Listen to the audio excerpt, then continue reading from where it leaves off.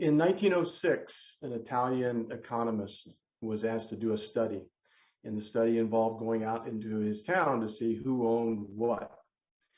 And surprisingly, the results showed that 20% of the people owned 80% of everything. So he thought something was wrong with his town. So he went to the next town and found the same relationship. In fact, went out throughout all of Europe and found the same thing. 20% of the people owned 80% of everything. This became known as the Pareto principle. The economist's name was Vilfredo Pareto. It's also called the law of imbalance, or most people just refer to it today as 80-20. So this has been around for a long time. In the early 1980s, ITW, Illinois Tool Works, was about a $300 million company, single-digit operating income, struggling to grow profitably. And so they basically faced a lot of the issues that companies back then and even today are facing. So a new CEO joined the company and said, we're gonna change the game.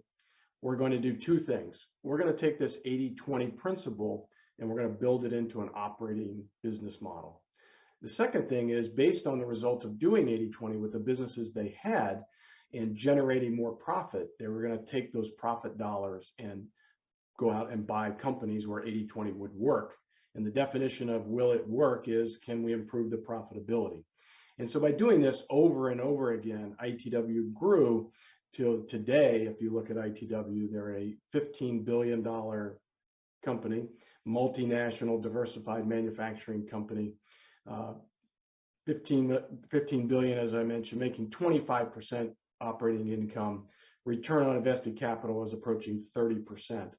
And so this process worked very well, and it was developed into a toolbox of some that you're going to learn about today, but the whole process was built around 80-20, and they're still doing it today. The connection with Strategex is that Strategex was formed in 1993, a small consulting firm based in Chicago. They were doing actually some voice of the customer work for ITW, and our founder, Peter Philippi, learned about the 80-20, or at least he heard about the 80-20 process, didn't know what it was intrigued by it, asked questions. Fast forward to about 2008, one of the 80-20 experts from ITW retired and joined Strategex to form our 80-20 division.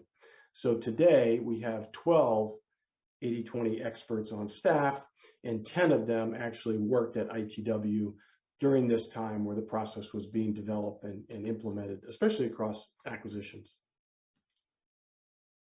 So thinking about 80-20 and transformation, how do I know if my business needs to be transformed? Well, there are certain signs of complexity, and the list shows here. If you're having issues with on-time delivery, we know that everybody's having problems today with on-time delivery, but this really refers to even before the pandemic, where on-time delivery issues. Did you have longer than desired lead times? And those two go together. And when we talk about lead times, we're really looking at from the customer's expectation. So are your lead times longer than what they expect? Do you have high obsolete and slow moving inventory and frequent component stockouts? And those two things are related.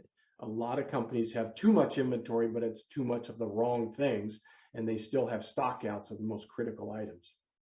Quality issues, both internal and external. Internal meaning you discover the quality issues in-house before they ship to a customer, and then sometimes we don't catch it in time and the quality problems go into the field, which is even worse.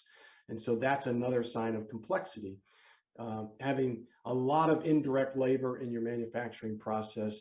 Indirect labor is non-value added. It's basically the employees that are used to support the direct and keep the direct people doing their jobs. So if you have a lot of that, a lot of expediting and things like that, material management, that's a sign of complexity. Wasted new product developments. This is your product development efforts don't turn into what they're supposed to. They don't give the results that are expected, and also they take too long. That's another sign of organizational complexity. And the end result of all of these is that our profit is below expectations, because if you have any combination of the 7 that are above, you're basically going to be draining or using your profit. And complexity, that's where it shows up. It shows up on the income statement. So if you have any of these or all of these, this 80-20 process will definitely help. So what is 80-20? When we talk about this, first of all, as you can see on the right, that it basically is that 20% of the effort is driving 80% of the results from a business point of view. The most common relationship that most people understand is that 20% of your customers are generating 80% of the revenue. Now, if we look at the 80-20 as a process, the thing to emphasize is it's not a project. This is not a one-time 2 or 3 month project and then move on to something else. This is a process, if done correctly, and in order to maximize or optimize the results, it needs to be a process. It needs to become part of the way you run your business, or as we say, part of your DNA. It's a very versatile business operating system. Some people think that, well, this only works on standard products, but we have applied this from everything from standard products to highly engineered standard products to fully engineered custom solutions. So it does work across many different operating business models. It's data driven, and the good news is it's data that exists within the company. So the only thing we're going to do is look at the data a little bit differently, but it's data that's already in the business. That's a good place to start. And then we're just going to, like I said, look at it a little bit differently. It's a very holistic process, meaning you can't only do 80-20 in manufacturing. It needs to be across the whole business. Manufacturing, sales, marketing, engineering, HR gets involved, IT, finance, everybody needs to be involved to make it work and to get the best results. It needs to be across the entire organization. So why invest in the 80-20 process? Well, first of all, it's about building a foundation. It's to learn how the process works and learn the tools so that you can start building the momentum and the success, and to make it become part of the DNA, as I mentioned before. We want to drive profitability. That is really the number one expectation with the 80-20 process, is we're going to improve profitability. I'll talk about growth in a second, but the main focus, especially in the beginning and depending on the company's profit profile, is to really drive profitability. We want to raise the bar. We're going to use some metrics, some key metrics to track our results.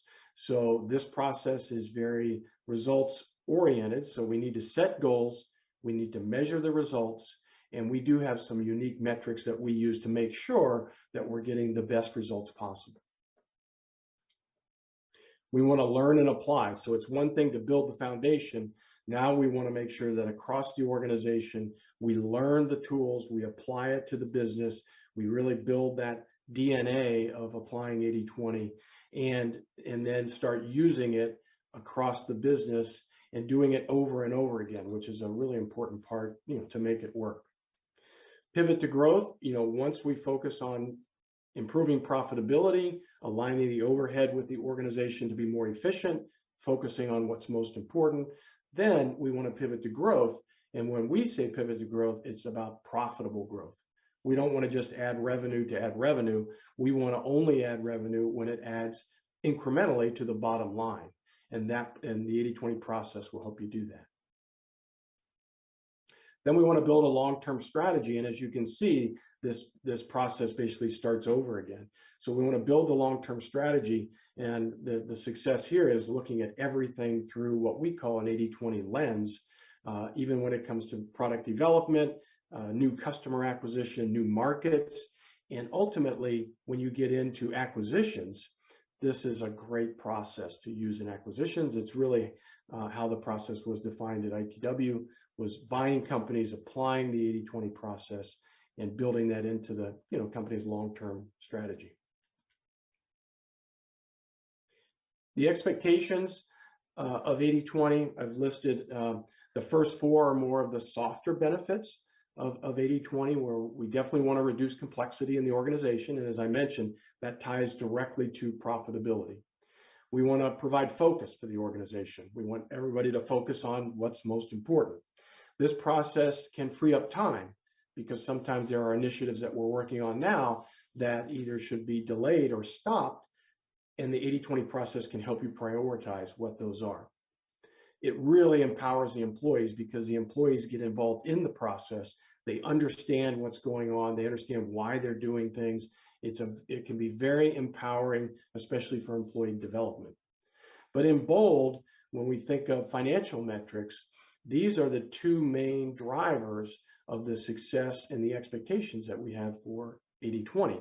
The first is to improve profit. As I mentioned, the main objective of the 80-20 process, as you can see, is on the numerator in the return on invested capital, which is your profit over the invested capital. The main thing we want to focus on is improving profit. We also want to reduce the invested capital. And the main area that we're going to impact is the inventory. We want to run the business with less inventory, but we're also going to improve on-time delivery. And even though those sound counterintuitive, we have a lot of experience in doing this, reducing the inventory, improving on-time delivery. And so when you do both of these, when we look at return on invested capital, the ROIC, we basically have a double benefit. We're improving the profit on the numerator, we're reducing the invested capital on the denominator, we get a double benefit. The key to success, and probably the most difficult thing about the 80-20 process, is you need to treat them differently. 80-20 is a lot about change management. This is the most difficult and also the most important. And when we say treat them differently, we need to treat the 80s different than the 20s. The problem that we have in most companies is that we treat everyone the same. And why is that? Well, we hire a lot of great employees and we train them to give great service to our customers, but we basically give that great service to everyone. So we treat everyone the same. You know, the old adage is that the customer is always right, so it's best just to say yes to everything that they want. Doesn't work in an 80-20 world. And we're going to teach you how to do that, but this is one of the key fundamentals of the success of the 80-20 process. Now, when I say this, some people, what they hear is that, okay, that means we need to treat our best, biggest customers with great service, and we need to treat everybody else poorly. But I didn't say that. What I'm saying is we need to treat everybody fair, but just not equal. So treat them differently, fair, but not equal. Sounds pretty simple, isn't easy to do. So again, a key success factor in the process. So one of the tools that we developed in the 80-20 process is called the quartile analysis. I'm going to show you how to do that and then challenge you to do this with your own data, and I'll give you some options there. So the first thing we're going to do is we're going to start with the customers, and we're going to look at 12 months or 1 year worth of data, and we're going to rank that revenue from highest to lowest. 12 months worth of data listed by customer. We're going to rank from number 1 to however many customers you have. Then we're going to group the data into 4 equal parts, 4 equal groups. And it's based on the number of customers, not based on the percent of revenue. So let's say, for example, I'm going to give you an example next, show you how we separate the data into quartiles, or 25% of the customers. We're going to calculate then the percentage of revenue in each quartile. And we're going to compare it to what we normally find. And after we do that, you should do the same thing for your products. Take your products, largest revenue to smallest over the same 12-month period, and do the same thing. Group them into 25% quartiles and look at the percent of revenue. So as I mentioned, this is something you can do. You can either do the analysis on your own, or you can send us an email and we'll send you a template so it'll help you calculate the quartiles. Or if you just want to send us your data, we can calculate the quartiles and send them back to you. So there's a contact information here, and at the end of the presentation, I have my contact information. If you want to take advantage of this, feel free to follow up on any one of these 3 options. What you'll find is the typical results, and we have done this thousands of times with all the different clients that we've had, because we do this by market, we do it for the total company, we can do it by product segment, but we start with, again, the customers. In this example, we have 1,600 customers. And so we rank them from largest to smallest. So customer number 1 is the biggest. Customer number 1,600 is the smallest. We put them in groups of 25% or by quartile. So the first 400 are in quartile 1. The lowest quartile 4 is the smallest customers. And by doing this, like I said, thousands of times, what we have found is basically it's an 80-20 world. So the percent of revenue in quartile 1, it's not 80% because we actually have 25% of the customers, not 20. So what we have found is that it's 89%. And so we only have 11% left. So when you look at quartile 2, we find about 7% and then 3 and 1. And if we were in person and I was doing this presentation, I would be sharing with you my business card. And as you can see, on the left is my contact information, but on the right is the back of my business card. And you can see we put the 89731 on our business card because this is basically what we see all the time. So now back to the chart. If we look at the percent of overhead and effort in the organization, we can see that it doesn't follow the 89731. It actually more aligns with the number of customers. So the percent of overhead or the effort in the organization, when you take out the material cost, you take out the direct labor, basically everything else is overhead. Manufacturing overhead, SG&A. The amount of effort is more aligned with the number of customers, not with the percent of revenue. And that is a big problem. And it has to do, as I mentioned before, where complexity really impacts the business. So now when we see if 89% in quartile 1, if you have 89% of the revenue, and it only takes 25% of the organizational effort, this is a very profitable quartile. And when we talk about the total percent of profit in the business, it's at least 150%. We see sometimes 200% or even more in the first quartile. And it's because we have a very high percentage of the revenue. That revenue is generating gross margin dollars, and it's the dollars that pay for the effort. And it doesn't really take as much effort to serve these large customers on a dollar for dollar basis. In quartile 2, we say if you're really good, you might be able to break even in quartile 2. But in quartiles 3 and 4, there is absolutely no way you can make money if these numbers are correct. And that's because you have too much effort. There's 50% of the overhead that's serving 4% of the revenue, and there's the other 50% is serving 96% of the revenue. So we're underserving our biggest customers, and we are way overserving our smallest customers. So what we're after in the 80-20 process is this 50% of the overhead that's serving the bottom 2 quartiles. And you have 2 choices. You can either reduce that overhead to improve profitability, or you can redirect it or refocus it to the more profitable customers. Most of the clients we work with want to do both. They want to reduce overhead to improve profit, and they want to refocus. And we have tools on how to refocus the effort into keeping the customers up in quartile 1, keeping them happy, getting them to buy more, and then looking for more customers to add. If that's where we're making all our money, we need to focus on getting some larger customers. And so this is the essence of the quartile analysis. When you do the analysis, start up with your own data, start with the customers. So now let's look at the same information. Shown on the left here is the customers, and shown on the right is an example of products.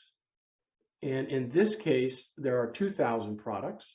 In the first quartile, we have the top 500. Remember, ranking them from largest to smallest. So these are the biggest products that we're selling. Well, the distribution of revenue for the products is the same, 89,731.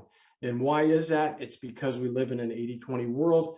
20% of the products that you sell generally represent 80% or more of your total revenue. And so when we're looking at 25% of the products, we get 89% of the revenue. So a lot of people look at this and say, well, why don't we just get rid of quartiles 3 and 4? Well, there's 2 reasons. The first reason we can't just get rid of it is If we got rid of the revenue and didn't address the overhead, we've actually made it worse. The second reason, and this is the more important reason, is a lot of your large customers buy low volume products. So when we look to get rid of something in quartile 4, lo and behold, we find out, wait a minute, our biggest customers buy those products, so we can't get rid of it. And so that kind of stops any rationalization program. The second reason is we have some small customers. They do buy some high volume products. They just don't buy very much. They buy the same high volume products that the high volume customers buy. So this is why we actually don't make decisions using the quartile analysis, but we use it to see that basically you fit the model. So what we use to make decisions is called the quadrant. And the quadrant is the strategic intersection of customers and products. So the A's in this chart, those are the 80s. So think of it, it's the same data we just looked at in the quartiles. But instead of breaking them into 25% buckets, now we look at the cumulative revenue, starting with the largest and to the smallest, the cumulative revenue. When the cumulative revenue gets to 80%, we draw a line. Everybody above the line is an A, everybody below the line is a B. So the A's are the 80s. That's 20% of the customers that generate 80% of the revenue. We do the same with the products. The A's are the 80s, the B's are the 20s. And then we put this in a strategic relationship. In order to do the quadrant, you need to look at your total transaction data. Basically, you look at every purchase order, every line item. You need the transaction data for at least 1 year to build the quadrant. And what we're looking at here is a lot more information. We're looking at the revenue, but we're also looking at the cost. And we really would want the material cost and maybe the direct labor and the manufacturing overhead. If all that's available, we want as much information as possible. We're also looking at quantities that they buy. And once you put all this together, then, and you know who bought what, you come up with the quadrant, the strategic relationship, again, between customers and products. Now, a more detailed look at the quadrants will show this. We have quad 1, 2, 3, and 4. So in quad 1, what we call also the AA, this is the high volume customers buying the high volume products. And because it's the 80 of the 80, it's just a math problem, sales equals 64%. Generally, the typical revenue distribution is 64%. We go to the gray quad 2, these are the high volume customers, but they're buying low volume products. This is the 80 of the 20. And so it's 16% typically of the total revenue of the company. Now when we slide down to the yellow quad 3, we have your low volume customers, the B customers, but they're buying the A products, a lot of the same A products that are sold in quad 1. And it's the 20 of the 80, so it's 16%. And in red, we have quad 4. This is low volume customers buying low volume products. It's a lot of complexity. However, it generates only 4% of the revenue, and that's because it's the 20 of the 20. And we also have names to kind of to give you a feel for the importance of these that I'll share with you in a minute. But if we look at the effort and the percent of overhead in the business, it follows that same 25% in each quad. So 25% of the organizational effort and overhead is to support quad 1. We're underserving because we're getting 64% of the revenue, but it only takes 25% of the organizational effort. And so we call quad 1 because these are the largest customers, the highest volume products, 64% of the revenue. It is the most profitable quad. In fact, it's more than 100% of the total business profitability. We call this the fort. And think about defending the fort and adding more customers. We'll talk about high-level strategies. But quad 2, we call the necessary evil, because we don't really want to do quad 2, but we have to do it to keep quad 1 happy. To keep the fort happy, we have to provide these low volume products. But again, going back to the key to success, we're going to treat them differently. Even though they're for the A customers, we're going to treat the A products different than the B products. Quad 3, we call this okay, but could be great. And the reason we say that is it's the same high volume products that the A customers are buying, but we're consuming too much organizational effort, 25%, and only getting 16% of the sales. So what can we do from a channel point of view? How can we change the relationship and the cost and the overhead to make this more efficient? Because we'd like to keep that business. But Quad 4, we affectionately call this the crap, and that stands for can't realize a profit, because there is no way with the complexity in Quad 4. Quad 4 always has the highest number of customers and the highest number of products sold, and yet it's only 4% of the revenue. And it consumes 25%, at least 25% of the organizational effort. So it doesn't matter what your margin percent is, there is no way you can make money in Quad 4.